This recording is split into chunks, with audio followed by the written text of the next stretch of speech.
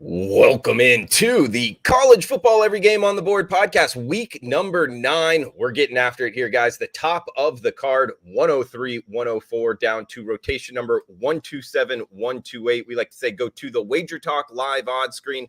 Those little numbers next to the team name. We are making our way down in order, hitting every single game on the board with our leadoff hitter here, Matt Josephs from sportsmemo.com, at Midmajor Matt on Twitter. Matt, welcome in. How you feeling? Feeling good, Drew. We gave out a couple of winners on the pod last week. The two most confident. Iowa scored 10 points. We only needed 9.5. And Liberty won outright last week. So our record for those are pretty good on the show. And 9-1 overall on the sides and totals last weekend. Had a couple prop misses, but 9-1 on the sides and totals. So we're seeing college football really well right now. 9-1 last weekend, guys. Wow, what a college football overall weekend for you, Matt. And yeah, throwing out the 2 free winners here on the Every Game on the Board podcast. I know the listeners appreciate that. And hopefully find another one here for you guys at the end of the segment. But let's start off here. Thursday, October 27th. We got 3 games on Thursday, so a triple header here. 2 at 7:30 Eastern, 1 nightcap at 10 p.m. Eastern. Going in rotation order, 103, 104, Virginia Tech, NC State. We are seeing the Wolfpack, Matt, minus 13.5 point home favorites, 39.5 being the total. Low total here in the ACC with a nearly 2 touchdown favorite at home. Are you liking anything with the Hokies and Wolfpack? So normally when we have the situation of a low total, high underdog, you look at the underdog. And I don't know if I can do it in this situation. I talked about it last week with Virginia. Virginia Tech's coming off their bye week, and sometimes I like to play bad teams off their bye week who can refresh their season and kind of be like, all right, we put that behind us, we're moving on. But the Hokies still have bad talent on offense. Their wide receiving core is bad. Their running back group is not bad, is not good enough. It's good. Malachi Thomas is good. Keyshawn King's good. But you can't base yourself, especially in a Power 5 conference, off a run game like the Hokies because it's nowhere near the really good one. So I can't back the Hokies here. NC State, who knows what their mindset's going to be? They're already essentially possibly out of the Atlantic division race because they lost to Clemson. They lost last week 2 weeks ago to Syracuse. They don't have Devin Leary at quarterback. They are the home team. So this is kind of a tough game to handicap, Drew. Normally you'd look at the underdog, but I can't back this Hokies offense. I agree with the move down to 39, but I'm not playing anything that low in college football. So it seems like it's a little bit of an easy game to kind of pass here because of all the conflicting situations. Guys, Matt knows his ACC conference football and basketball, also knows the mid-majors. It's in his Twitter handle there. And he's actually coming to us from the ESPN studio there in Richmond. Matt, how can people listen to your radio show there? 3 to 4 Eastern time. You can go to our website, espnrichmond.com, or download the iHeartRadio app. Just finished an interview with Chris Long, so that's pretty nice. It'll air on my show today. The former Wahoo great / Philadelphia Eagle great. Yeah, how was it? Any behind the scenes, pretty cool guy? Hey, awesome guy, amazing guy. He's doing a lot of great charitable things that are being involved here in Richmond and Charlottesville. So we got into some of that and some football as well. He is a fantastic guy. We'll have that on the show today. Next game up, Matt, we got 105, 106, also 7:30 Eastern in Louisiana Lafayette at Southern Miss. We're seeing a competitively priced game here, -1 pretty much across the board. That's Southern Miss as the home favorite, 43 being the total in Hattiesburg.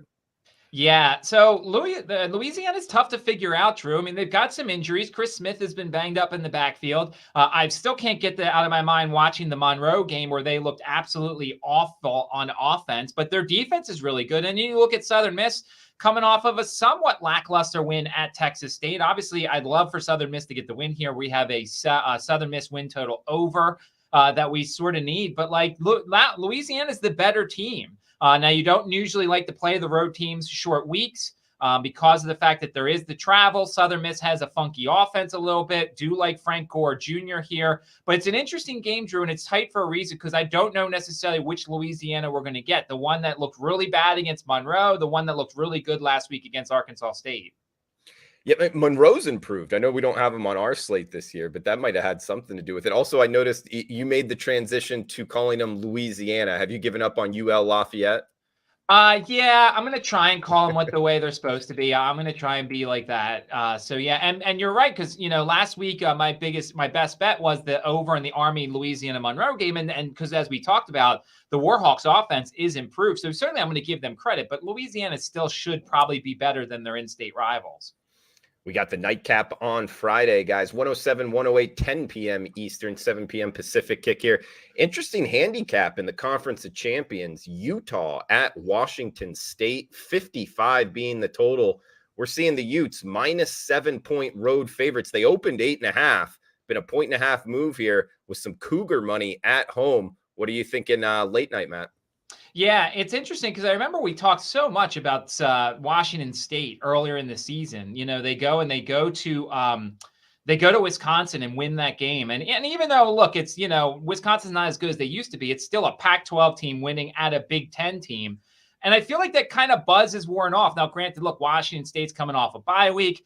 They just lost at Oregon State. That's never good. And then you look at Utah, who thankfully has that bye week where they come off that win against USC here, Drew. It's a lot of points. Wazoo should be able to put up some points on their own, but I don't know if they could stop Utah in this one. Their team total's 31.5. What do you think about this game? I like Utah. I've lost on them a couple times, though, so it's kind of tough for me to get back to the well here. I like Washington State. I mean, what their quarterback, offensive coordinator, you were the one that put me onto that. He came from what? Incarnate Word, right? Yes. Yeah. So, I mean, that kind of offensive scheme, I don't know if it's going to give Utah's defense as much trouble as like UCLA did, having a good offensive line and getting a push like that. I'm not so sure Washington State has that ability, but I do think Washington State will be able to score. Seeing 55 as the total, sidewise, I don't have a strong opinion. Totals wise, I kind of like it up and over. Yeah, and the key here, occasionally, there's weather issues in Washington. I'm pulling up the weather for tomorrow now. There's no wind. There's a little bit of wind, but it's earlier in the day. It's going to be about 52-ish, actually colder than that, 42, but that plays right into Utah. So there doesn't seem to be any sort of weather advantage in this one either. All right, let's move on to Friday Night Lights here, October 28th, the doubleheader. Both actually at 8 p.m. Eastern time, so simultaneous kicks, 111, 112, ECU at BYU. Good alphabetical matchup here, Matt. 62 being the total. BYU minus 3-point home favorites, of course, to East Carolina. East Carolina off that big win over UCF.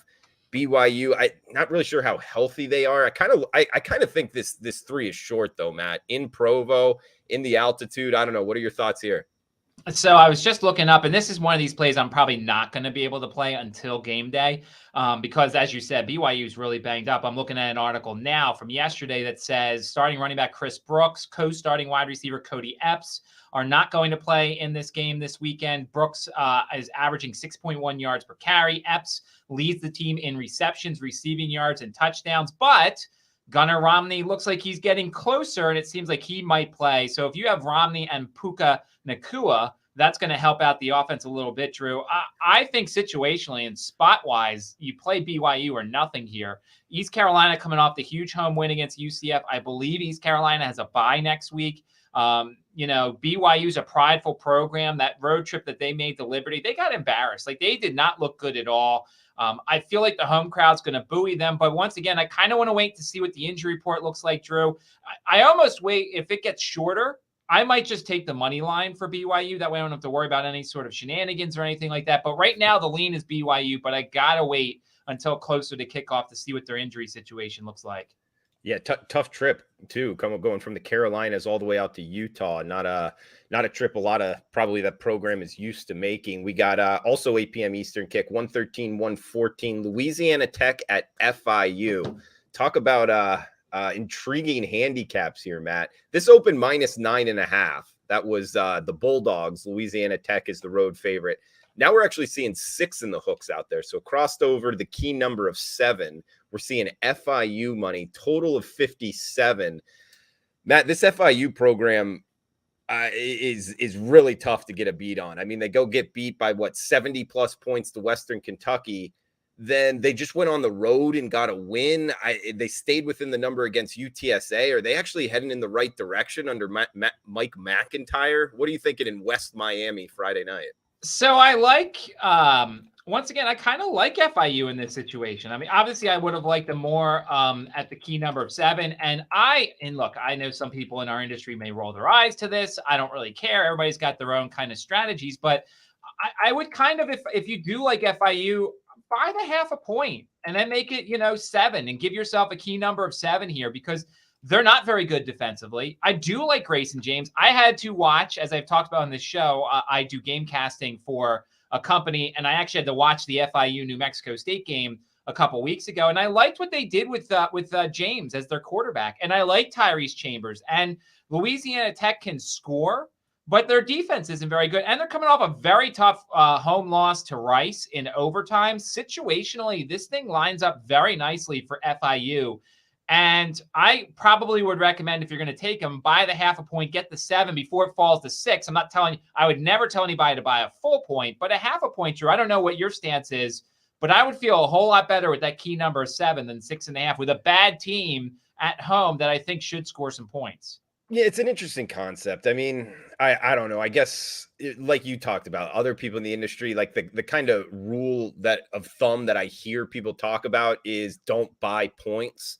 I don't know though. I mean, I don't really do it, but unless it's something like 2.5 to 3 in the NFL, I don't really know, man. I mean, there is a 7 out there. Actually, guys, this is a great point to make. Check out the Wager Talk live odds screen. You can go look at the sports books that have the number of 6.5, have the number of 7.5, and get a book that has the number of 7. If you like FIU, get that half a point. Then you don't have to buy anything. Matt, one thing I want to ask you though in this, because I think it's very important. FIU, I actually went to the game, like 2-3 weeks ago. And I'm interested in what you said there about James and watching the game, what they did with him. What did you like about it?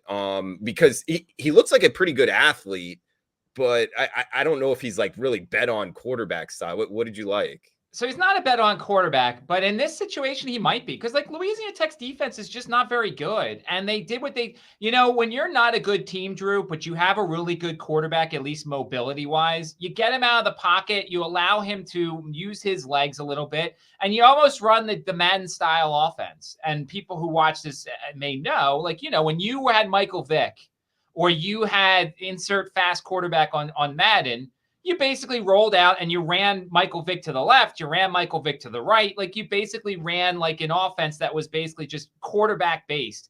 And look, Grayson James is not Michael Vick in a video game, but he at least has mobility. Tyrese Chambers is not going to be open every time. So you almost take out a bad offensive line. You just take out all the things that could go wrong there. And by using his mobility to a positive, they were able to move the ball a little bit. So yeah, he's not polished, to say the least, at all. And he's got one decent wide receiver. That's it. But you do what you do, and you basically maneuver him around.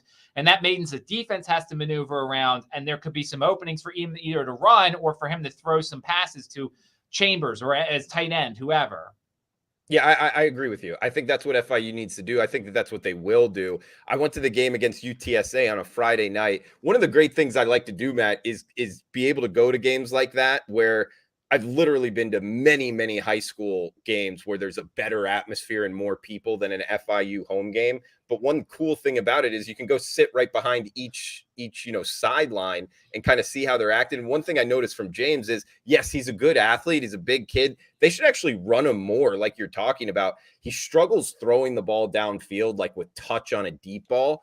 And another thing here, like, he came back from one play, he was like throwing his helmet, he was screaming all around. It was kind of like a wild man on the sideline. You don't normally see like a lot of quarterbacks do that, but I just wanted to throw out there in terms of what I was learning sitting close to the FIU sideline. We got Saturday action here, October 29th. Couple games here with Mid-Major Matt. We'll bring in Teddy Covers at 3:45 Eastern, 12:45 Pacific time to go over part number 2 of every game on the board. But starting off here, top of the card Saturday, 117, 118, Illinois and Nebraska, 50.5 being the total, -7 or -7.5. That's Illinois as the road favorite in Lincoln, Matt.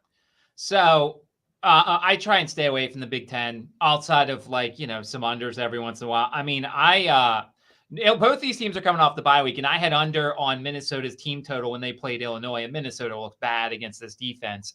They won that game 26-14. That was a winner. Nebraska's team total is around 20.5. Nebraska's offense, I feel like, Drew, is hot and cold. The one thing I do know and can count on in this thing, and the thing I'll probably give out maybe is, depending upon what Chase Brown's number is, Nebraska's run defense is not good. 2 weeks to prepare is not going to help them. So I'll be interested to see what kind of number I get on Chase Brown's rushing yards. If I can't play that, I'll definitely put Chase Brown in my DFS lineups. He should have at least 2 touchdowns in this game. I don't believe a bye week is going to fix Nebraska, Drew, but I'm certainly not ready to lay that many points on the road with Illinois.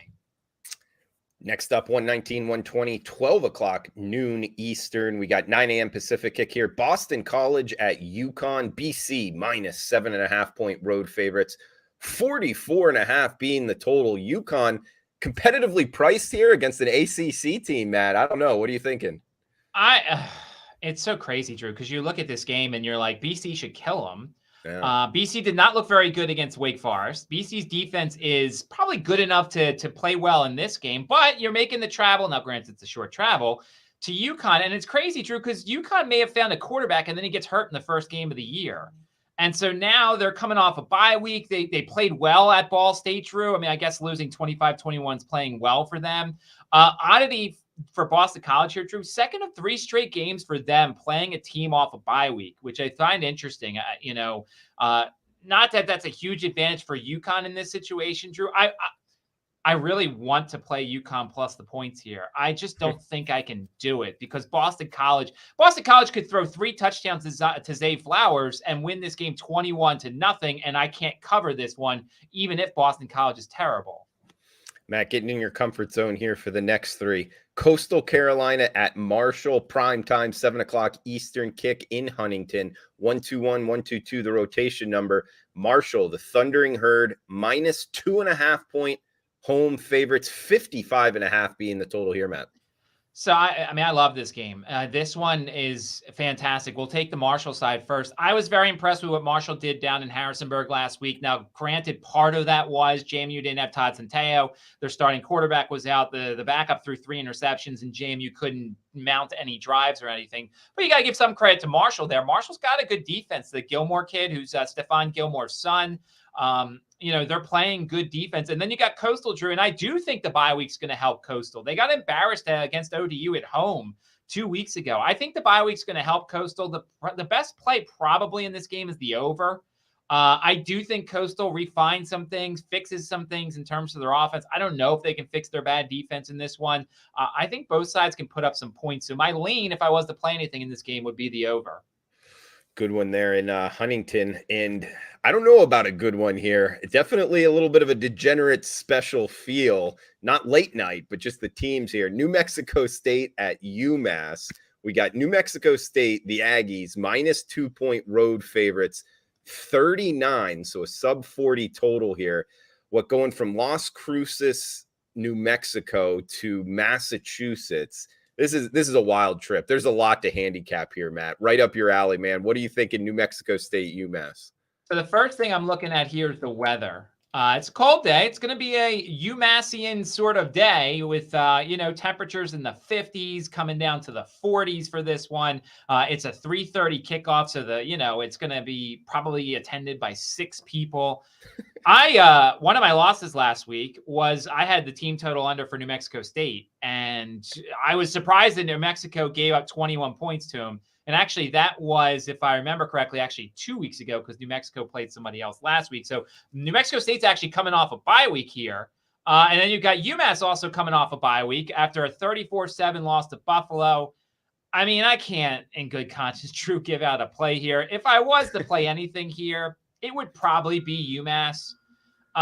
You lean to the home team in a game like this. New Mexico State won 44-27 last year, which is crazy to see that score. Because I think if you gave New Mexico State 8 quarters, they couldn't score 44 points. I mean, they couldn't move the ball against FIU in that game I watched. So I won't be playing anything in this game most likely. But if I would be, it would probably be the home team plus the points here.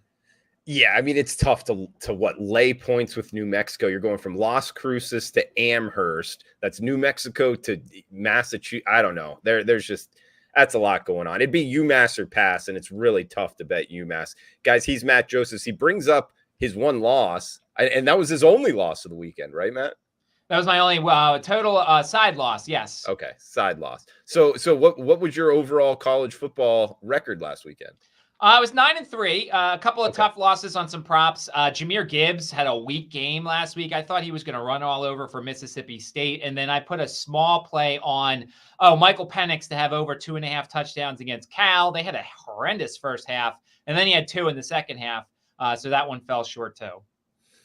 Follow him on Twitter at MidMajorMatt. Check him out, guys, for his client packages at sportsmemo.com. He's 59-36 this year in college football. He was 130-98 last year and 98-59 in 2020. So 3 straight years of profits in college football. NBA started now. He's 4-0 in NBA props and an NFL prop run of 38-30. So profitable there. MLB with the World Series. We'll see if he has anything. He's 16-4 so far in the MLB playoffs. So Matt Joseph, sportsmemo.com. Couple plays left here. Miami of Ohio and Akron. Talking some action here, Mac. 125-126 kicking us off on Saturday, 12 noon Eastern kick here. -9. That's Miami of Ohio as the road favorite. 48.5 being the total in Akron, Ohio. So, by the way, soon, Drew, we're going to be talking about Tuesday night action. So excited. I think it's not next week. It might be actually next week or 2 weeks from now. We're getting close to it. Oh, it's so exciting. So looking forward to talking about that. I like Akron here, Drew. I don't know if I'm going to play Akron plus the points or Akron's team total over. It's 19.5 on DraftKings. My best bet for our little segment here, Drew, will be something Akron related. I like what I've seen from Akron. DJ Irons is running that offense really well. Now they had a close game against Kent State. The one reason why I'm leaning towards the team total is Akron's defense is terrible. But like I've watched Miami, Ohio the last 2 weeks, Drew, and Avion Smith's not the answer. And their defense and their offense is not the answer. They scored 10 points at home to Western Michigan, and then they couldn't score against Bowling Green consistently. So I really like what I'm seeing from Akron. The question is, can I trust their defense enough? And I don't know if I can. That's why I might make my best bet for this segment, Akron over 19.5 points, because I think they're going to score some points here. I think that defense, it's a classic case, Drew, of a defense that's going to play well in the start, and then they're just going to be out there so long because the offense keeps going 3 and out, and then they eventually get tired, they get worn down, and Akron scores some points here. So I'm going to be on the Akron team total over, and I just got to decide if I want to be on Akron plus the points as well. I think the Zips put forth a very nice effort on Saturday. The Zips. All right, guys. We'll get Matt's most confident play here after this game. And Matt, we do have Tuesday, November 1st, Ball State, Kent State, Buffalo versus Ohio, kicking us off in Maction, man. So good. Love Maction so much. Absolutely, guys. It's coming to us next week. We got last game here, 127, 128, SEC battle, Missouri and South Carolina. Gamecocks -4, 47 being the total in Columbia, South Carolina. So I'm kind of kicking myself, Drew, because last week we had the Texas A&M game on our group, and I said I liked South Carolina, especially with it was like 3.5. We were kind of worried about Texas A&M a little bit, but like I liked South Carolina last week. Now my question is, Drew, do they bounce back? Do they keep going this week against a Missouri team who barely got by Vanderbilt, 17-14 here? I think, Drew, South Carolina is better as an underdog. I don't know. You know the SEC better than I do. Laying points with South Carolina scares me a little bit. It's still a youngish team coming off a humongous win against Texas A&M, against the team they should beat. So I feel like, Drew, I like South Carolina more as an underdog than a favorite. Do you agree? I do agree. Yeah, I agree with that sentiment. In this game, I mean, 47 flat. I kind of disagree with the move towards the under. I like both quarterbacks here, Missouri and South Carolina. I like it up and over, but the market disagreeing with me, and it's not something that I bet personally. That's just kind of a game that I have circled, guys. But that does it for the segment number 1 with our leadoff hitter, Matt Josephs. Again, we're bringing in Teddy Covers here, 3:45 Eastern time for part number 2, as we'll start off with Kentucky and Tennessee and make our way down the next 10 or 11 games with him. Guys, check out Matt Josephs, sportsmemo.com. Went over the records there, guys. Really seen it well in college football. He's got that MLB playoff run of 16-4, doing well in NFL props. NBA has started as well. He's 4-0 out the gate. Always does a great job here on the Every Game on the Board podcast. You can find his part 1 here each and every Wednesday, 2:20 Eastern. Unless you want to change that up with Maction coming, maybe going Tuesday, Matt. I don't know, though, schedule-wise. I'll leave that in your hands. Sometimes it can be tough. Follow him on Twitter at MidMajorMatt. Check them out, sportsmemo.com. Also, guys, feel free to comment if you're watching on the Wager Talk YouTube channel below. Any questions you have, we'll answer them on next week's show with Matt. Matt, any final thoughts here before we shut it down? And do you have a most confident play for us? Yeah, college football is just going really well, and it's crazy when you mentioned what week it is in the sport, it's just crazy how fast this thing is gone, because I feel like we just were talking week 0 here. My most confident play is Akron over 19.5 points. I think the Zips account for themselves well. There's a chance my clients will get that and Akron plus the points, but that Akron defense scares me a little bit. I think DJ Irons gets this thing moving a little bit. I was very unimpressed with Miami, Ohio the last couple weeks. Their defense is good, don't get me wrong, but Akron's got that style that I think they're going to put up some points here. As long as DJ Irons is healthy, I think that the Akron Zips are going to account for themselves well here. So give me Akron over 19.5 points on DraftKings. And the key is to get it now, because last week, or at least, look at the, look at your book, because last week, Drew, when we gave out Iowa over 9.5 points, DraftKings took it down the next day because for some reason they don't do point totals, team totals for spreads of 30 or more.